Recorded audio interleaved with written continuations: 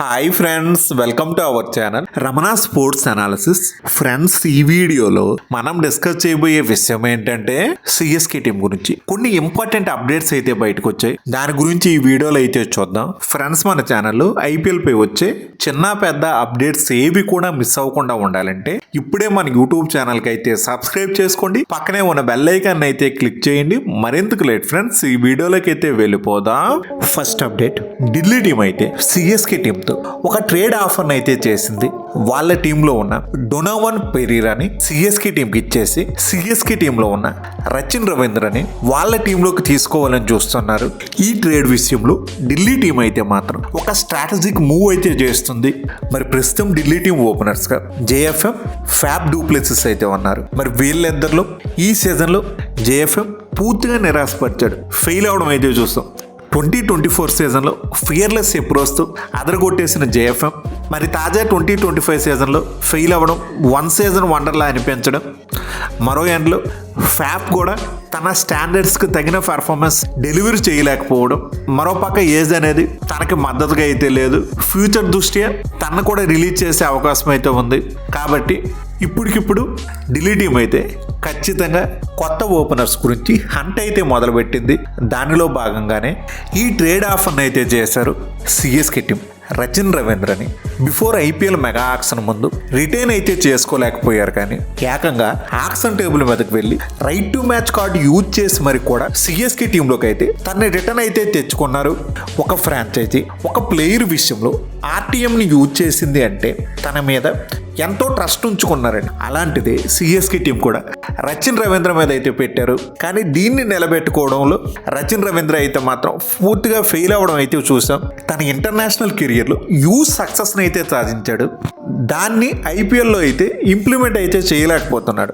మొత్తంగా CSK team తరపున చూసుకుంటే రచిన్ రవీంద్ర ఐపీఎల్లో 18 మ్యాచ్లు ఆడి 413 పరుగులు అయితే చేశాడు. యావరేజ్ చూసుకుంటే 24.29 అయితే ఉంది. రచిన్ రవీంద్ర ఎబిలిటీస్ చూసుకుంటే సాలిడ్ టెక్నిక్ అయితే ఉంది. టెక్నికల్లీ చాలా స్ట్రాంగ్ బ్యాట్స్మెన్, ఎక్సలెంట్ ప్లేయర్. అటు స్పిన్ ఇటు ఫాస్ట్ బౌలింగ్ రెండింటిని కూడా చాలా బాగా ఆడతాడు. స్పిన్నర్లైనా ఫాస్ట్ బౌలర్లైనా ఎవరు కూడా రచిన్ రవీంద్రని అయితే పెద్దగా అయితే ఇబ్బంది పెట్టలేరు.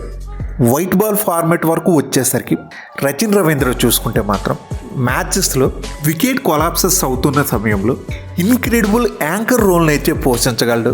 ఒక ఎండ్లో వికెట్లు తొందరగా పడిపోతున్నా మరో ఎండ్లో ఆ వికెట్ల పతనాన్ని ఆపి లాస్ట్ వరకు నిలబడి ఇన్నింగ్స్ని ముందుకు నడిపించగలిగే ఎబిలిటీ అయితే తన సొంతం. టాప్ ఆర్డర్లో రచిన్ రవీంద్ర చాలా మంచి వాల్యుబుల్ ప్లేయర్.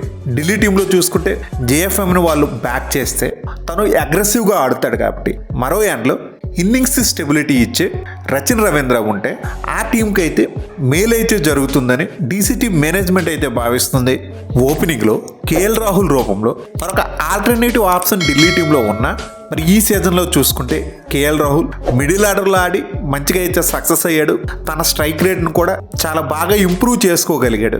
సో మరి కేఎల్ రాహుల్ స్థానాన్ని ఢిల్లీ టీం అయితే సఫల్ అయితే చెయ్యదు. ఈ సీజన్లో చూసుకుంటే మిడిల్ ఆర్డర్లో చాలా మంచి కీ ఇన్నింగ్సెస్ అయితే కేఎల్ రాహుల్ ఆడడం అయితే చూసాం. ఇద్దరు మంచి సాలిడ్ టెక్నిక్స్ ఉన్న బ్యాట్స్మెన్స్, ఓపెనింగ్లో ఒకరు, మిడిల్ ఆర్డర్లో మరొకరు. రాబోయే సీజన్స్లో ఢిల్లీ టీంకి మంచి రిజల్ట్స్ అయితే ఇస్తారు. డొనోవన్ పెరీరా, గ్లెన్ ఫిలిప్స్, క్రిస్టన్ స్టబ్స్లా తిను కూడా ఒక 4D ప్లేయర్. ఒక పక్క వికెట్ కీపింగ్ చేస్తాడు, మరో పక్క బౌలింగ్ చేస్తాడు, బ్యాటింగ్, ఫీల్డింగ్ 4 విభాగాల్లో కూడా తనదైన స్టైల్లో రాణించడం తన స్పెషాలిటీ. ఐపీఎల్లో డొనోవన్ పెరీరాకి సిఎస్కే టీంతో పెద్దగా అనుబంధం లేదు, కానీ SA20లోను MLC లీగ్లోను సిఎస్కే టీం సిస్టర్స్ ఫ్రాంచైజీస్ అయిన జోహానస్బర్గ్ సూపర్ కింగ్స్ టీంకి, టెక్సాస్ సూపర్ కింగ్స్ టీంకి డొనోవన్ పెరీరా అయితే ప్రాతినిధ్యం అయితే వహిస్తున్నాడు. డొనోవన్ పెరీరాకి అయితే మాత్రం సిఎస్కే మేనేజ్మెంట్తో మంచి రిలేషన్షిప్ అయితే ఉంది. ఈ 2 లీగ్స్లో కూడా డొనోవన్ పెరీరా సిఎస్కే ఫ్రాంచైజీ తరపున సత్తా చాటడంతో ఐపీఎల్లో తమ మెయిన్ ఫ్రాంచైజీ అయిన చెన్నై టీం తరపున తన్ను తీసుకోవడానికి ఆ టీం మేనేజ్మెంట్ అయితే మాత్రం సానుకూలంగా అయితే ఉంది. డొనోవన్ పెరీరాని అటు ఓపెనింగ్ నుంచి ఫినిషింగ్ వరకు ఎక్కడైనా ఉపయోగించుకోవచ్చు. అలాగే batting, bowling, fielding, wicket keeping అలా దేనిలో అయినా తను ఉపయోగించుకోవచ్చు. ఒక మంచి యూనిక్ క్వాలిటీస్ ఉన్న ఆల్రౌండ్ ప్లేయర్. ఈ 2025 సీజన్ MLCలో టెక్సాస్ సూపర్ కింగ్స్ తరపున డొనోవన్ పెరీరా అయితే ఆ లీగ్ హిస్టరీలో సెకండ్ ఫాస్టెస్ట్ 15 అయితే కొట్టాడు. చాలా మంచి అగ్రెసివ్ బ్యాటింగ్ అయితే చేస్తాడు. మంచి బిగ్ హిట్టర్ అన్న రెప్యుటేషన్ కూడా తనకైతే ఉంది. ముఖ్యంగా ఈ సీజన్లో డొనోవెన్ పెరిగినను చూసుకుంటే ఢిల్లీ క్యాపిటల్స్ టీం అయితే ఎక్కువగా ఇంపాక్ట్ ప్లేయర్గా అయితే యూజ్ చేసుకుంది. మంచి ఎబిలిటీ ఉన్న ప్లేయరే.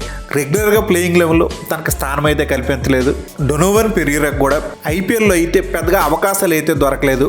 గతంలో ఆర్ఆర్ టీం తరపున ఆడాడు, మరి ఈ సీజన్లో డీసీ టీం తరపున ఆడాడు. టోటల్ తన ఐపీఎల్ కెరియర్లోనే తనకు ఆడడానికి ఓన్లీ 3 మ్యాచ్ల్లో మాత్రమే అవకాశం అయితే లభించింది. Next almost Sanju Samson trade offer అయితే ఫైనల్ దశకు వచ్చినట్లుగా అయితే తెలుస్తుంది. ఆర్ఆర్ ఫ్రాంచైజీ యశస్వి జైస్వాల్ని ఒక పొటెన్షియల్ కెప్టెన్సీ క్యాండిడేట్గా అయితే గుర్తించడం అయితే జరిగింది. రాబోయే ఐపీఎల్ 2026 సీజన్లో యశస్వి జైస్వాల్ని ఆర్ఆర్ టీం అయితే వాళ్ళ టీం కెప్టెన్గా అయితే చేయబోతున్నారు. ఆఫ్టర్ ఐపీఎల్ 2025 సీజన్ తర్వాత సంజు శాంసన్ యూఎస్ఏలో ట్రావెల్ చేయడం, మరి రీసెంట్గా వస్తున్న రిపోర్ట్స్ ప్రకారం సిఎస్కే టీం మేనేజ్మెంట్కి ఆర్ఆర్ టీం మేనేజ్మెంట్కి మధ్య సంజు శాంసన్ విషయంలో ఒక రౌండ్ టేబుల్ సమావేశం అయితే జరిగింది. ఇందులో ఆల్మోస్ట్ ఈ ట్రేడ్ వ్యవహారంపై చర్చలు అయితే కొలిక్కి రావడం అయితే జరిగింది. దీన్ని 2 ఫ్రాంచైజీలు ఒప్పుకోవడం అయితే జరిగింది. త్వరలో దీనిపై ఒక అఫీషియల్ కన్ఫర్మేషన్ అయితే రాబోతుంది. ఆర్ఆర్ టీం హెడ్ కోచ్ అయిన రాహుల్ ద్రావిడ్తో లండన్లో ఆ టీం మేనేజ్మెంట్ ఒక రివ్యూ మీటింగ్ అయితే చేశారు. ఎవరిని రిటైన్ చేసుకోవాలి, ఎవరిని రిలీజ్ చేయాలి అనే ఈ విషయాల మీద సంజు శాంసన్ విషయంలోనూ ఒక ఫైనల్ డెసిషన్కి అయితే వచ్చారు. నెక్స్ట్ సిఎస్కే టీం ఫ్యాన్స్కి ఒక గుడ్ న్యూస్. ఇది ఆల్మోస్ట్ అయితే కన్ఫర్మ్ అయితే అయిపోయింది. అఫీషియల్ అనౌన్స్మెంట్ ఇంకా రాలేదు. విషయం ఏంటి అంటే సిఎస్కే టీం లెజెండ్స్ అయిన సురేష్ రైనా, చిన్నతల, డీజే బ్రేవో వీళ్ళిద్దరూ కూడా మళ్ళీ సిఎస్కే టీంలోకి రీఎంట్రీ అయితే ఇస్తున్నారు. డీజే బ్రేవో గతంలో సిఎస్కే టీంకి అయితే బౌలింగ్ కోచ్గా అయితే పనిచేస్తాడు. మరి లాస్ట్ సీజన్ ఐపీఎల్ 2025లో సిఎస్కే టీంను వదిలేసి కేకేఆర్ టీంలో కొత్తగా బౌలింగ్ కోచ్గా చేరడం, మరి ఆ టీం కూడా ఈ సీజన్లో పెద్దగా రాణించకపోవడం, సిఎస్కే టీం మేనేజ్మెంట్ వాళ్ళ టీం మాజీ 2 లెజెండ్స్ని ఒక రీయూనియన్లా వెనక్కి పిలిచి రాబోయే సీజన్లో ఎలా అయినా మెరుగైన ఫలితాలు సాధించాలని సిఎస్కే టీం మేనేజ్మెంట్ అయితే చాలా డెస్పరేట్గా అయితే ఉంది. మళ్ళీ డీజే బ్రేవో రాబోయే ఐపీఎల్ 2026 సీజన్లో సిఎస్కే టీంకి బౌలింగ్ కోచ్గా అయితే చేయబోతున్నాడు. అలాగే చిన్నతల సురేష్ రైనా విషయానికి వచ్చేసరికి తను చూసుకుంటే సిఎస్కే టీంకి ఈసారి కొత్తగా బ్యాటింగ్ కోచ్గా అయితే చేయబోతున్నాడు. ఒక ఇంట్రెస్టింగ్ ఫ్యాక్ట్ అయితే మాత్రం ఆ టీం మాజీ ప్లేయర్స్ని బ్యాటింగ్ కోచ్లుగా లేకపోతే మెంటర్స్గా నియమించిన ఫ్రాంచైజీలు లాస్ట్ 2 ఏళ్లలో వరుసగా ఛాంపియన్స్గా అవ్వడం అయితే జరిగింది. 2024 సీజన్లో చూసుకోండి, గౌతమ్ గంభీర్ కేకేఆర్ మాజీ ప్లేయర్, అలాగే ఆ సీజన్లో వాళ్ళ టీంకి మెంటర్గా అయితే వచ్చాడు. తను ఒక్కసారి టీంలోకి రావడం, 10 ఏళ్ల తర్వాత కేకేఆర్ టీం మరోసారి ఛాంపియన్గా నిలవడం అయితే జరిగింది. తర్వాత 2025 సీజన్లో ఆర్సీబీ టీం ఏం చేశారు, ఆ టీం మాజీ ప్లేయర్ అయిన దినేష్ కార్తిక్ని అయితే కొత్తగా బ్యాటింగ్ కోచ్గా మెంటర్గా అయితే చేశారు. ఏకంగా 18 ఏళ్ల నిరీక్షణ తర్వాత ఆర్సీబీ టీం అయితే ఛాంపియన్గా అయితే నిలిచారు. మరి సేమ్ ఇలాగే సిఎస్కే టీం విషయంలో కూడా రిపీట్ అయితే మాత్రం ఫ్యాన్స్ ఆనందానికి అవధులైతే ఉండవు. ఫ్రాంచైజీ మాజీ ప్లేయర్స్ కూడా ఆ టీం తరపున మళ్ళీ కోచింగ్ స్టాఫ్లో ఎంట్రీ ఇచ్చి గ్రేట్ రిజల్ట్స్ని అయితే ఇస్తున్నారు. ఇదైతే మాత్రం ఒక బిగ్గెస్ట్ పాజిటివ్ న్యూస్ అనే చెప్పుకోవాలి. రాబోయే రోజుల్లో ఈ ట్రెండ్ అయితే మాత్రం మరింత విస్తృతమైతే అవుతుంది. మరి ఇది friends CSK team latest updates గురించి వీడియో. ఫ్రెండ్స్, ఈ వీడియో మీకు బాగా నచ్చినట్లయితే లైక్ చేయడం మాత్రం మర్చిపోవద్దు.